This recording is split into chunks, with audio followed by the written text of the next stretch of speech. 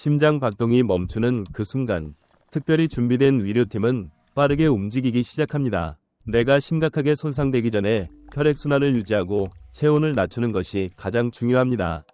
보통 15분에서 30분 정도의 귀중한 시간을 활용해 체외에서 혈액에 산소를 공급하는 장치와 자동으로 가슴을 압박하는 장치를 연결합니다. 이렇게 해서 뇌로 가는 혈류를 확보하면서 체온을 10도 이하로 떨어뜨려 혈관이 부어 통로를 막는 현상을 막으려는 노력이 이어집니다. 이 과정은 단순한 치료가 아니라 생명을 지키기 위한 치열한 시간 싸움입니다. 인간은 누구나 죽음을 두려워하는 본능을 가지고 있습니다. 현대사회에서는 의학과 기술이 빠르게 발전하면서 죽음을 피할 수 없다는 전통적인 생각이 점차 흔들리고 있습니다. 많은 사람들이 기술의 힘으로 더 많은 시간을 벌 수 있기를 바라는 이유입니다. 소셜미디어를 통해 이런 첨단 기술 이야기가 빠르게 퍼지면서 일부는 희망을 느끼고 일부는 현실적인 한계를 깨닫게 됩니다. 이는 기술이 인간의 심리와 사회인식에 미치는 영향을 잘 보여주는 사례입니다.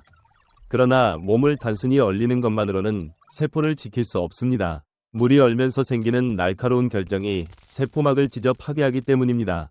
과학자들은 이 문제를 해결하기 위해 몸속 액체를 특수한 보존 용액으로 바꾸는 유리화 방법을 사용합니다.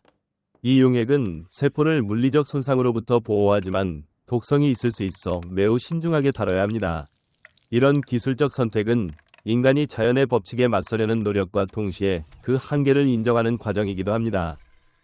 죽음을 단순한 끝이 아니라 정보의 문제로 보는 관점도 점점 주목받고 있습니다.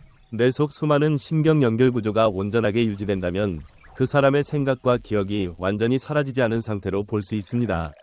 특수한 화학 처리를 통해 뇌의 미세 구조를 안정화시키려는 연구가 계속되고 있습니다. 이는 인간 존재의 본질이 물질에만 있는 것이 아니라 연결과 정보에 있다는 새로운 시각을 열어줍니다.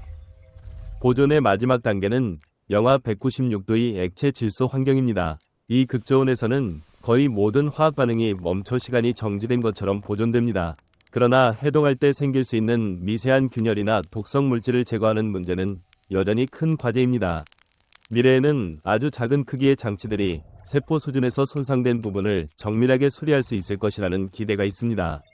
이런 기대는 기술 발전에 대한 인간의 낙관을 반영하면서도 동시에 현실적인 어려움을 상기시킵니다. 왜 일부 사람들은 이런 불확실한 선택을 할까요?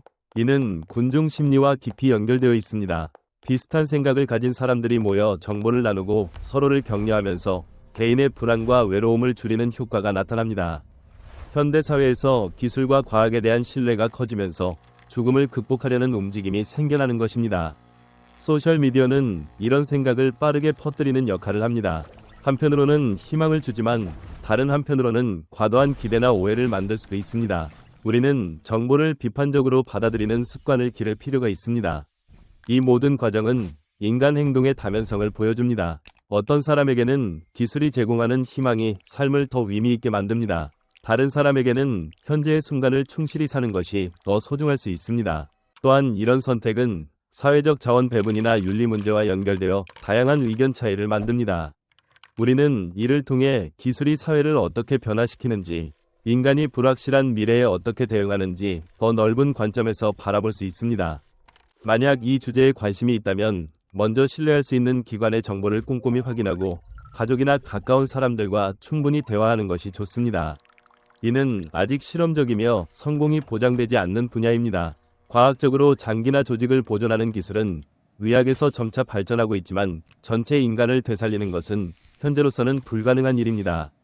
대신 매일 건강한 생활을 유지하고 사랑하는 사람들과의 관계를 소중히 여기는 것이 우리가 지금 할 수 있는 가장 현실적이고 긍정적인 선택입니다. 극저온 보존을 둘러싼 철학적 질문도 중요합니다. 몸의 모든 부분이 수리되거나 새로운 것으로 대체된다면 그 존재가 원래의 사람과 같은 연속성을 가질 수 있을까요? 이는 자아의 정체성에 대한 근본적인 고민을 불러옵니다. 또한 오랜 세월이 지난 후에 깨어난다면 사회 구조나 법적 지위가 어떻게 될지 미리 생각해 보아야 합니다. 이런 질문들은 기술 발전이 가져올 사회적 변화를 미리 고민하게 만듭니다. 결국 이 이야기는 인간이 죽음이라는 한계 앞에서 어떻게 의미를 찾고 기술을 통해 희망을 키우는지에 대한 것입니다. 불확실성이 크지만 그런 도전 정신이 의학과 과학을 앞으로 나아가게 하는 힘이 될 수 있습니다. 우리는 기술을 맹목적으로 따르기보다는 비판적으로 생각하고 현재의 삶을 소중히 여기면서 미래를 준비하는 균형 잡힌 태도를 가질 필요가 있습니다. 여러분은 죽음이나 미래 기술에 대해 평소에 어떤 생각을 하고 계신가요? 주변에서 극좋은 보존이나 비슷한 주제를 이야기해 본 적이 있나요? 여러분의 실제 경험이나 솔직한 의견을 댓글로 자유롭게 나누어 주세요. 여러분의 이야기가 다른 분들에게 새로운 관점과 위로가 될 수 있을 것입니다.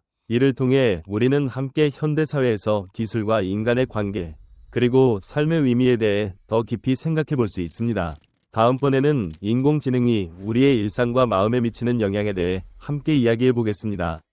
여러분의 따뜻한 참여를 기다립니다.